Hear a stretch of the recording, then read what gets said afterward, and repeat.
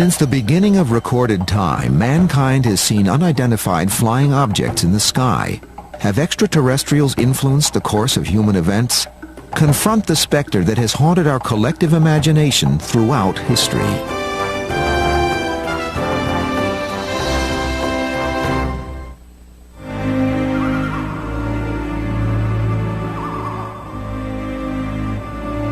For thousands of years, we have gazed in awe at the night sky. In watching their slow yet relentless movement across the heavens, people discovered that the changing pattern of the stars precisely matched the ebb and flow of seasons. This allowed for the development of the calendar and the rise of agriculture. But some objects in the sky followed neither pattern nor orderly path, seeming to defy the natural laws that bind all things. These unidentified flying objects, or UFOs, challenged human understanding, provoking a quest that continues to this day.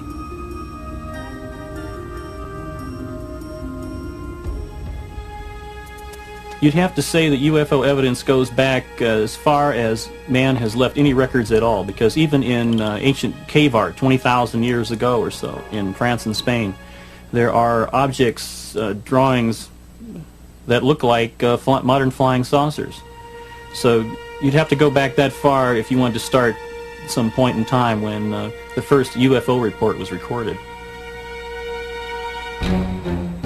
Forever frozen in silence and in stone, these provocative drawings raise questions which are debated to this day. For some, these shapes represent gods or ancestral spirits.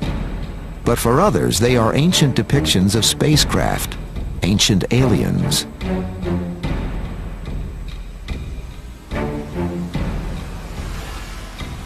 Texts from the world's earliest civilizations, including Sumeria some 5,000 years ago, mention strange aerial phenomena and the beings who controlled them.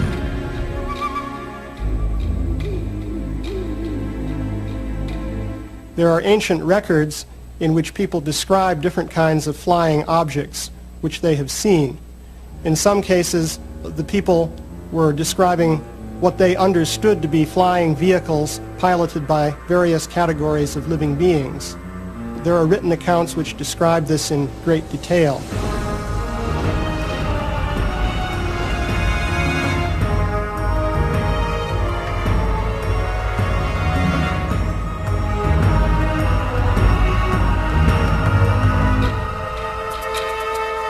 The images are provocative and controversial.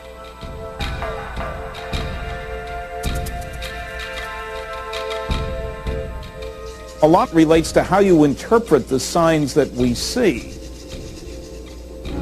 Is a sketch on the wall an alien in a space helmet? Is it a diving helmet? Or is it just a decorative piece of work from a science fiction writer of several thousand years ago? So the further back you go, the harder it is to interpret. Despite increasing public support for the notion that UFOs may have been visiting the Earth since the dawn of history, the scientific community is overwhelmingly skeptical about the subject. Ancient people saw weird things in the sky, and they were convinced that these were symbols of God's intentions. Their lives were controlled by the gods. And in every case that I am aware of, there is an alternate explanation. It could have been a meteor, which they didn't understand. It could have been some ball lightning. It could have been any kind of thing that was just totally unknown to primitive man, and so they always interpret these things in terms of supernatural. Despite scientific skepticism, the annals of human affairs contain many curious examples of strange objects seen in the sky. One of the earliest written records of an encounter with a UFO comes from Egypt, more than 3,500 years ago.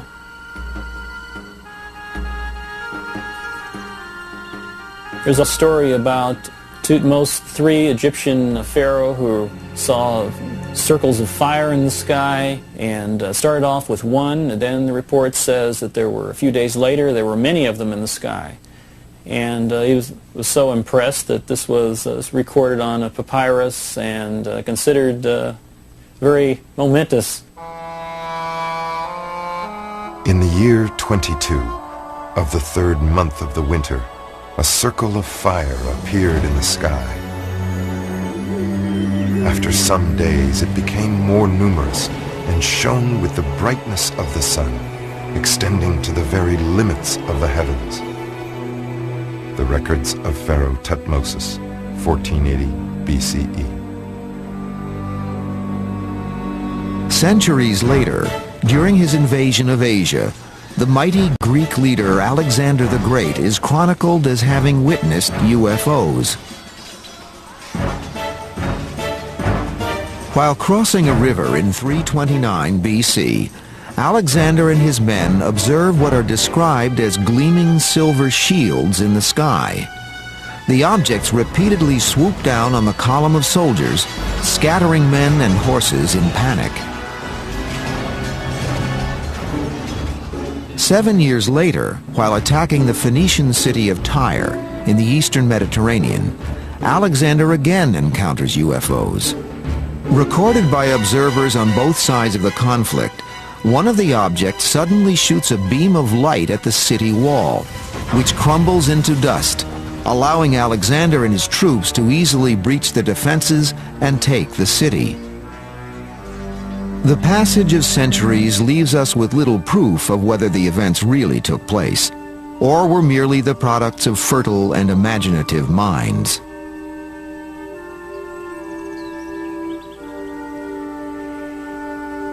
Remember, the working hypothesis for historians for hundreds of years has always been that mankind is alone, that there are no intruders from outer space, that there were no advanced civilizations, that our civilization, and each generation thinks this, is at the peak. We're it. Well, unless you throw out those assumptions, there's no way you're going to get at the truth of these old accounts. Many of the accounts are mystifying indeed. Medieval Europe was the scene of a mysterious incident in 1463 when a strange slab-like object reportedly appeared in the sky. Surrounded by flames and a bright light, it glided eerily above the landscape.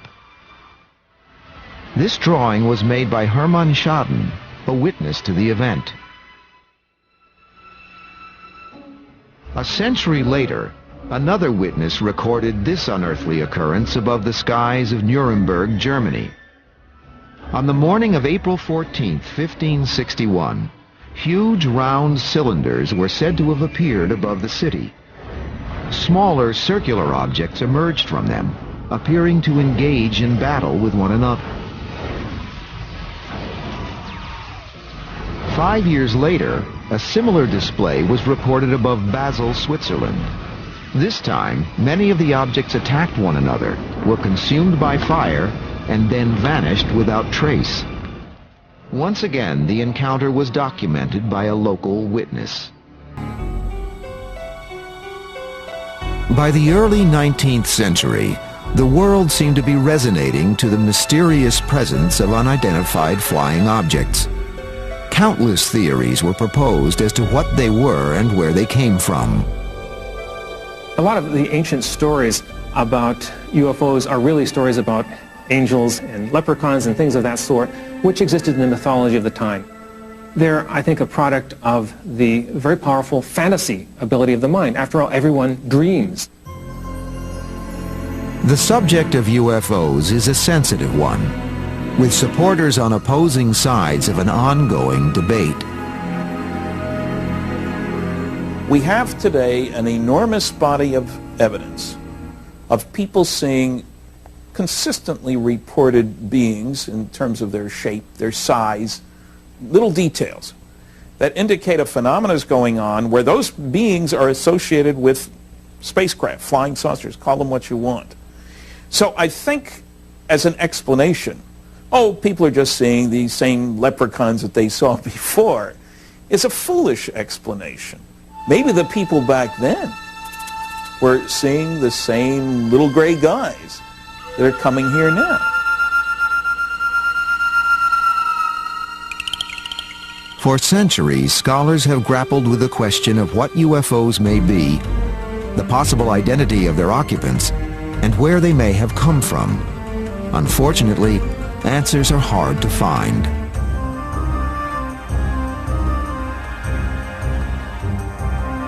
When we return, we look to an unlikely source for the answers. Some of the earliest accounts of UFOs ever recorded may be contained within the pages of the Holy Bible.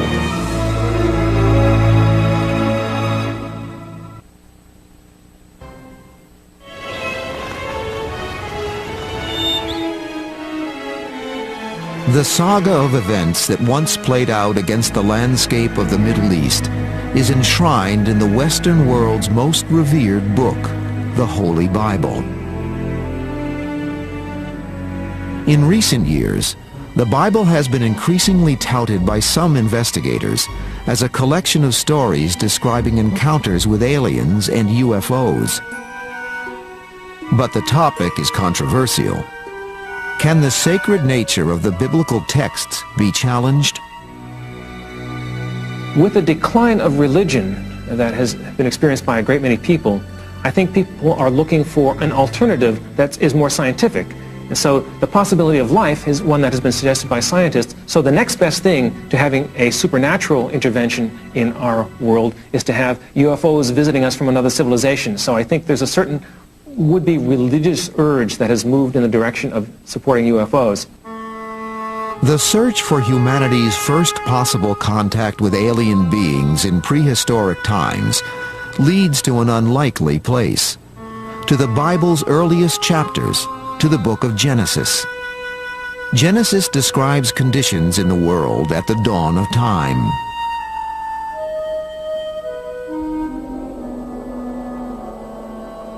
There were giants in the earth in those days, and also after that, when the sons of God came in unto the daughters of men, and they bore children to them.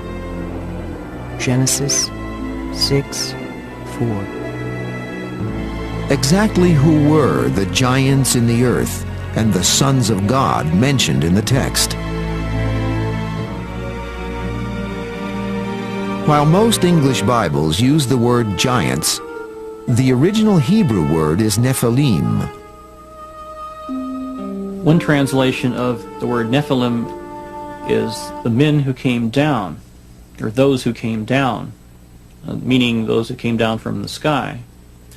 So it may not mean necessarily that they're physical giants. They could just be something like great heroes that came down from the sky and produced a hybrid race. For many investigators hoping to unlock the mystery of UFOs in the ancient world, the Bible contains other intriguing clues. The Bible is full of UFO references that can be interpreted as such, and they were very well recorded. One of the best examples of classic UFO story is the story of Moses. 3,500 years ago, an epic period in biblical history begins when Israelite slaves are finally released from bondage in Egypt. Under the leadership of Moses, they begin a 40-year trek through the wilderness, en route to the Promised Land. But according to the Bible, something very mysterious guides the multitude through the barren desert.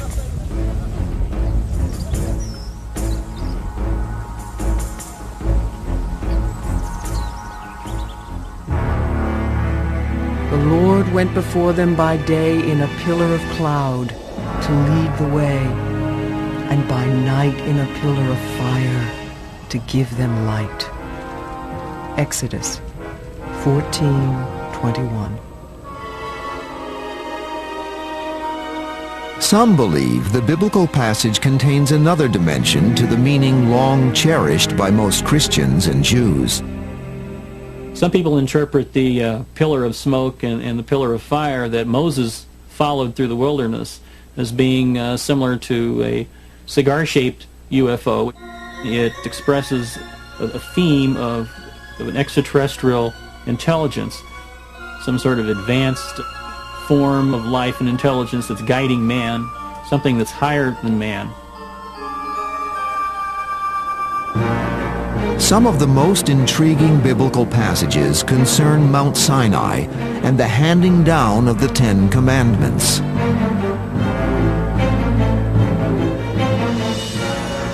Mount Sinai was covered in smoke because the Lord descended upon it in fire, and the smoke ascended as the smoke in a furnace, and the whole mountain quaked loudly. And when the voice of the trumpet sounded and waxed louder, Moses spake, and God answered. Exodus 19:18. When Moses returns with the Ten Commandments after his encounter with God or Jehovah on Mount Sinai, his skin mysteriously shines with an unearthly glow. His hair has turned snow white. The story of Moses has been tied in with an extraterrestrial encounter. His hair was turned white, which some have linked with the possibility of radiation exposure and so forth. It's easy to see how this could be regarded as a classic UFO encounter. The notion that the Israelites may have been led to the Promised Land by some form of extraterrestrial entity has attracted many adherents in the last few decades. But understandably, scientists and religious leaders fiercely challenge the idea. We're dealing very much with an interpretation, and we're dealing with an issue that I think has potential for being highly controversial, because after all, if you say that Jehovah is an ET, then that changes the basis of Judaism and Christianity in a very fundamental way.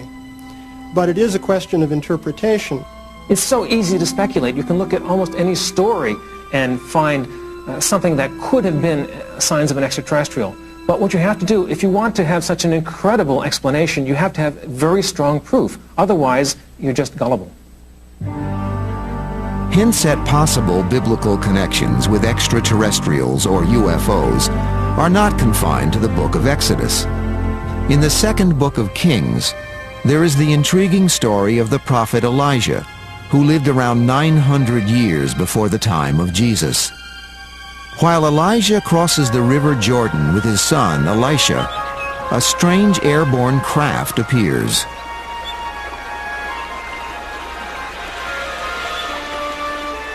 And it came to pass as they went on and talked that, behold, there appeared a chariot of fire and horses of fire, and parted them both asunder. And Elijah went up by a whirlwind unto heaven. And Elisha saw it and cried, and saw his father no more. 2 Kings 2:11. In all ancient cultures, you will have descriptions of flying chariots of different kinds. For example, a chariot drawn by horses that flies through the sky and so on. In many cases, people today will interpret these as UFOs, that is, some kind of vehicle that flies under its own power. Just over 3 centuries after Elijah's ascent into heaven in a chariot of fire, another strange incident occurs. This time it concerns the Hebrew prophet Ezekiel. He is believed by some to have encountered alien spaceships on at least 4 separate occasions. In one account, he describes a clearly mechanical device under the control of human-like figures.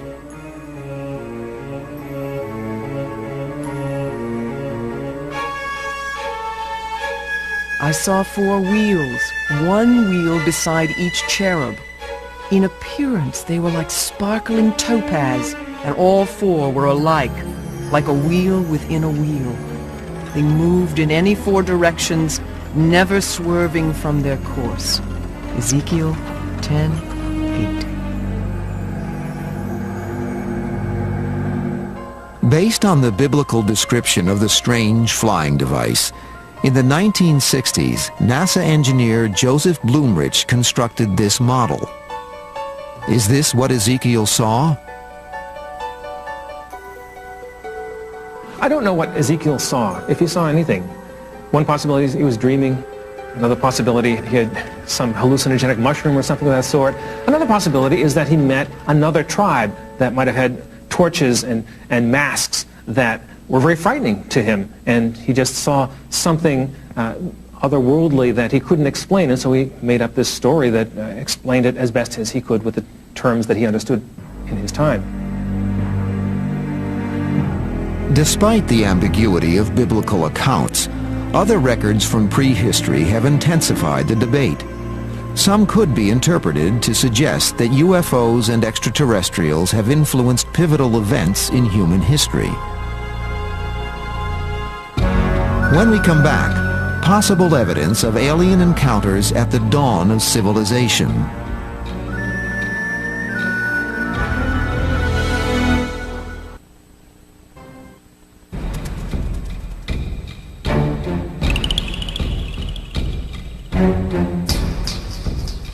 Artifacts discovered throughout the Near East speak of a time when humanity's ancestors came to Earth from the heavens.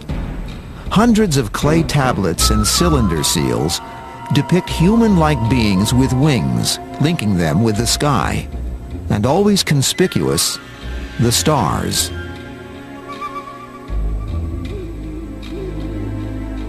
If you look at the ancient history of the Near East and consider the Sumerians and Babylonians, you'll find that these peoples believed that their civilization was given to them by beings who came down from the heavens. There's nothing in the historical record that is really conclusive. There are some intriguing stories in the records of Babylon, for example, but the human mind is so easily able to invent myths and fantasies that we have to take these ancient stories with a grain of salt. Yet archaeologists have often pondered on the exact process which led to civilization as we know it. For it was with the suddenness of a sunrise that human ingenuity and engineering skills arose from the Stone Age and burst forth onto the landscape of history.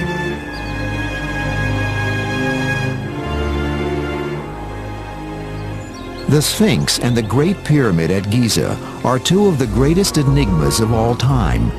The exact dates of their construction are still cause for debate. How these ancient people developed the technology to build the Great Pyramid with a discipline and precision still unmatched today is unknown. The Great Pyramid of Egypt stands more than 450 feet tall. It weighs more than 6 million tons, and it has a footprint in excess of 13 acres.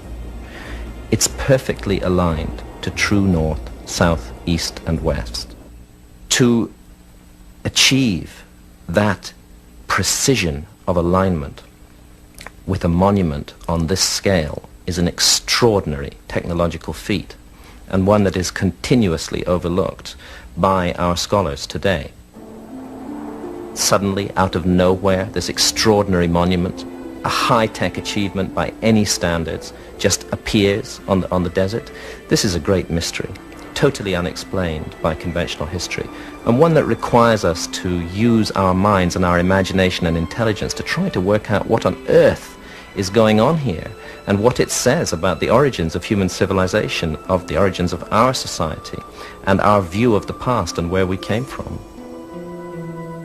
My sense is that we're missing a huge part of the human story. I think it's possible, indeed probable, that we are a species with amnesia, that we've lost the record of our story going back thousands of years before so-called history began. And I think if we could go back into that dark epoch, we would discover many astounding things about ourselves.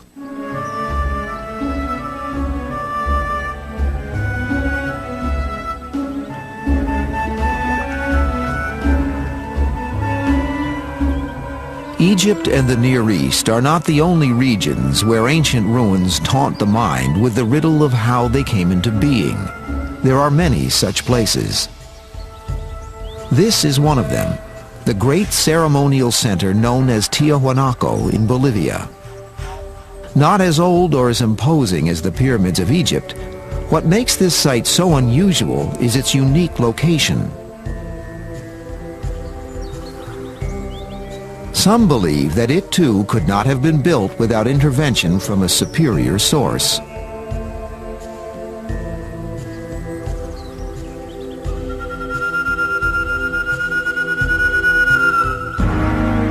The biggest blocks at Giza weigh 200 tons. The biggest blocks at Tiwanaku weigh 400 tons. 400-ton blocks of stone used to create enormous constructions, 12,500 feet above sea level, in an area where it's almost not possible to grow any food today. The altitude is so high that the crops come out of the ground stunted. And yet again, we're asked to believe that this was done with massive labor forces hauling on ropes, pulling these blocks along. It defies belief to imagine that this was how it was done. You could not support ever a large labor force at that altitude. Whether we like it or not, we're looking at the evidence of a technology, and one that we don't understand. Like the Giza site, the site of Tiwanaku also incorporates extremely precise astronomical alignments.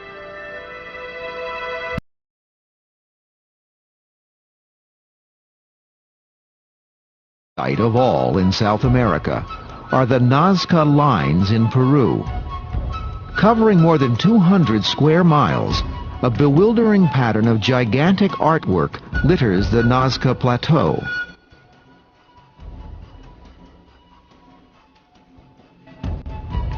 In addition to figures of birds, spiders, and animals, arrow-straight lines stretch out to every point of the compass.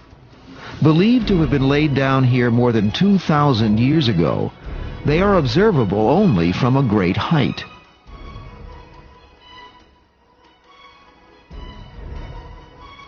Is this a canvas of signs and symbols etched in the sand to honor pagan gods? Or, as some people believe, do they contain hidden messages aimed at ancient travelers from the stars?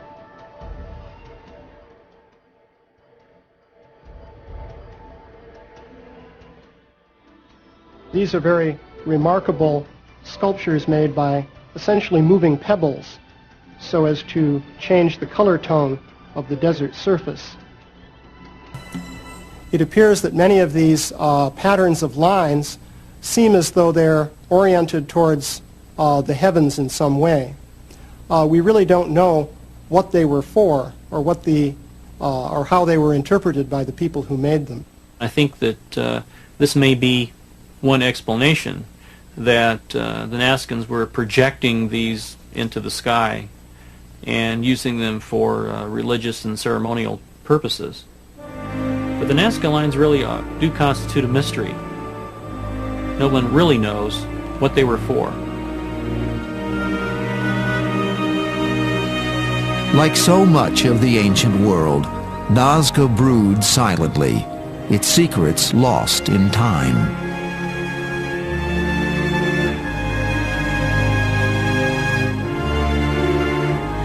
When we return, thousands of miles away on the other side of the planet, evidence that UFOs may have visited Asia in a far-gone era.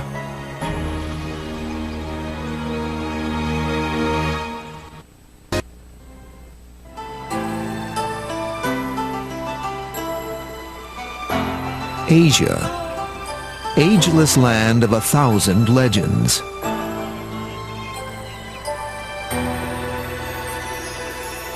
It is also a continent of intriguing riddles. During the 1920s, while exploring northern China, famous Russian artist Nicholas Roerich wrote of a remarkable incident in the Himalayas.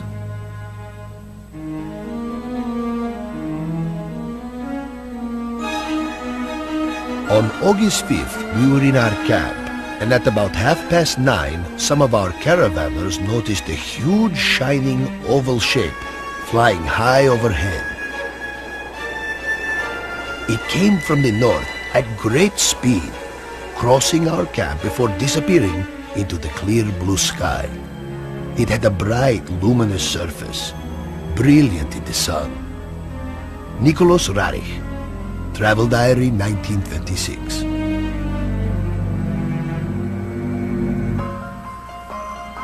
In the long history of this vast and beautiful continent, it seems that the UFO phenomenon has shaped many myths and stories handed down from generation to generation.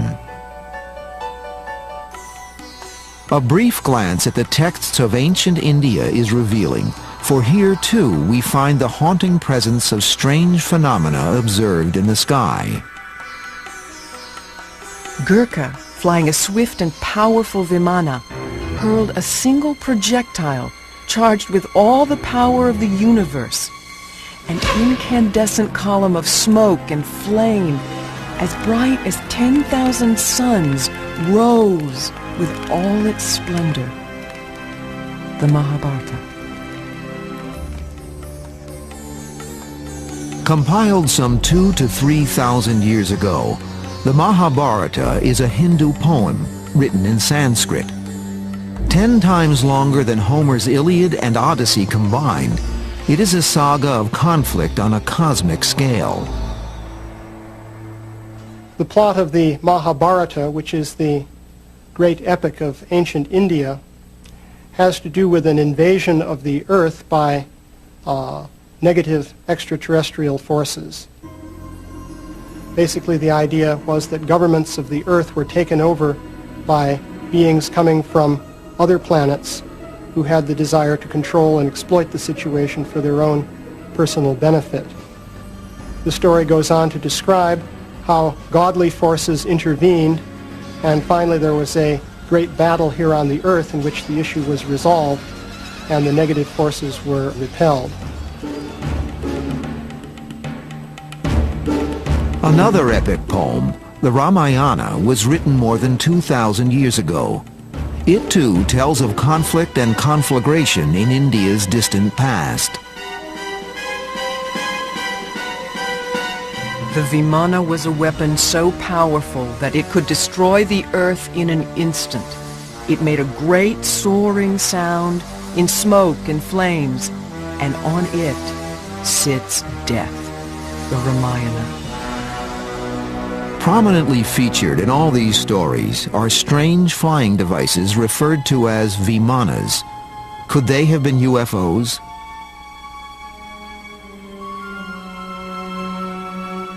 The Vimana is described in some detail, and its flight pattern is also described. It's quite interesting because it is very similar to the pattern of flight which is described in the context of modern UFO sightings. For example, the Vimana would move in a very abrupt zigzag fashion. It would sometimes disappear from sight.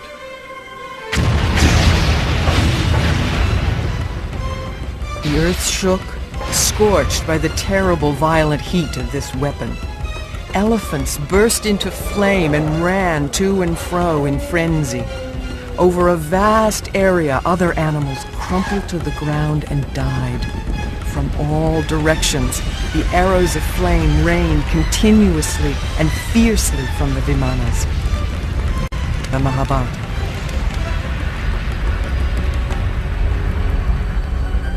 They were described as flying fortresses that were used for aerial battles.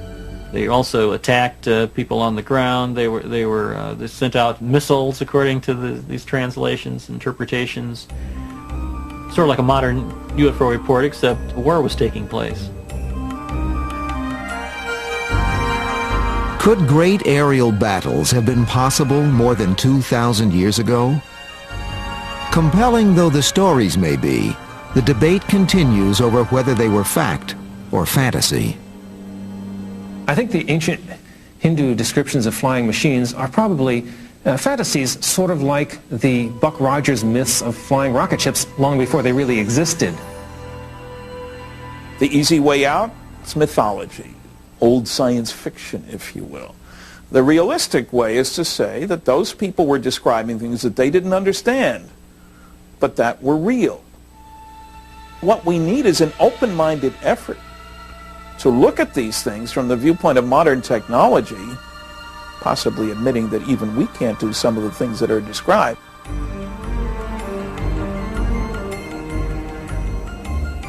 Asia would not be the last place where UFO phenomenon occurred. When we return, a spate of sightings appears throughout the four corners of the modern world and causes a sensation.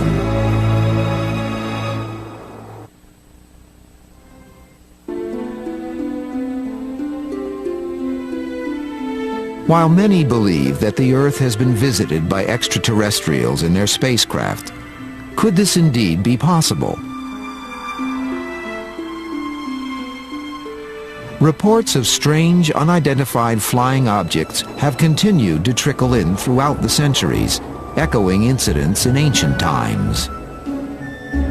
By the 1940s, the term flying saucer had entered the vocabulary of a fascinated world.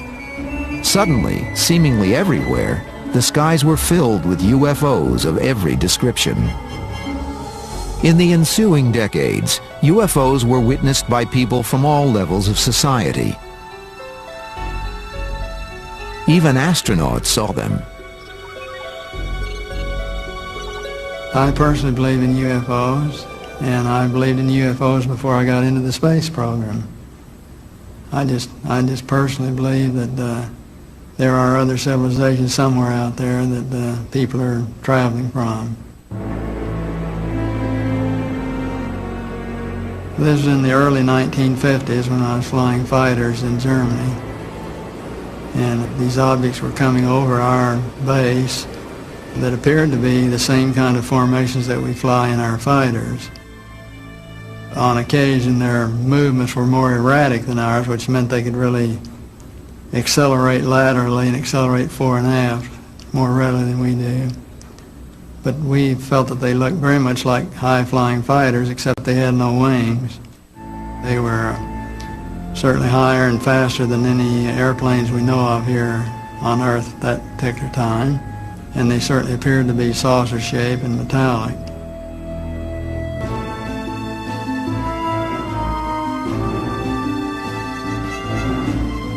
Why are UFOs so seemingly secretive and elusive?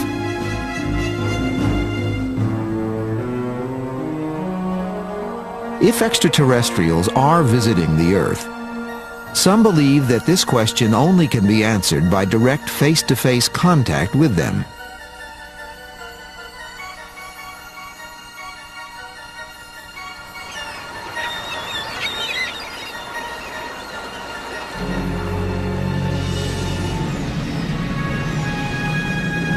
In 1977, NASA sent two robotic Voyager spacecraft on an ambitious exploratory tour to Jupiter, Saturn, Uranus, and Neptune, the four giant outer planets.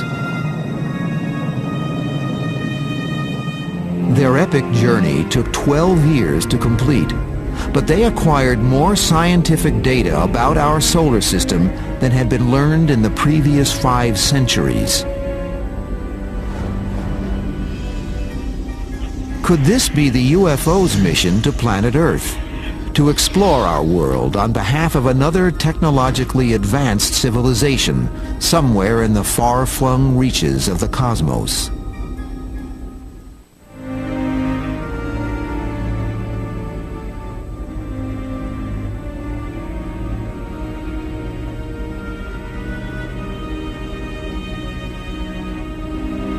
While we now know that the chances of finding intelligent life in our solar system are extremely unlikely, our sun is but one of billions in our galaxy, and the galaxy itself is but one of countless galaxies spread throughout the universe. With these odds, can we be alone? In August 1996, scientists announced that life might have once existed on Mars. Just a few months earlier, the first planet orbiting another sun was confirmed. Though 8 light-years, or a staggering 50 trillion miles from Earth, on the cosmic scale, that is literally just down the road from our own backyard. Today, we know a lot about the universe, and we know there really is a possibility that there could be life out there. But most of what you hear about it is nonsense, because people accept the most bizarre stories without proof. And there are many stories from all over the world of people seeing strange lights in the sky. Some of them are true. There are strange lights in the sky, but they usually have an explanation. There are all kinds of things going on around us, and the average person doesn't know about this, and they see something weird, and they say, wow, it must be extraterrestrial. So there's a tremendous amount of gullibility all over the world. We live on a planet revolving around a star in the middle of an unknown infinity of space. Isn't it arrogant and stupid to imagine that we're the only life in this enormous universe? If you take our ancient texts seriously, they all tell us that the universe was created as a home for life, that the universe is full of life. I think it's obvious that there are many other intelligent life forms in the universe, and I don't dismiss for a moment the possibility that they have visited Earth, perhaps in the past, perhaps even now. Despite the vast distances and technical difficulties involved in space travel, it is possible that an advanced civilization has visited our small blue planet sometime in its forgotten past.